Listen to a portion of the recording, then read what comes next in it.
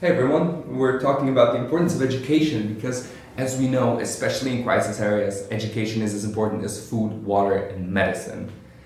In the latest emergency lessons video, we saw Milana and Susme talk about their dreams, their ambitions, so what they want to become when they grow up. For me, it was very inspiring to see those dreams still so vivid and alive even after the catastrophic earthquake that they had in Nepal. Milana and Susme also showed us the site where their old school was before the earthquake destroyed it, and the site where the new school was being built. When I was growing up, I watched a lot of Steve Irwin, the crocodile hunter, so my dreams were always related to animals. I wanted to be a zoologist or at least a zookeeper.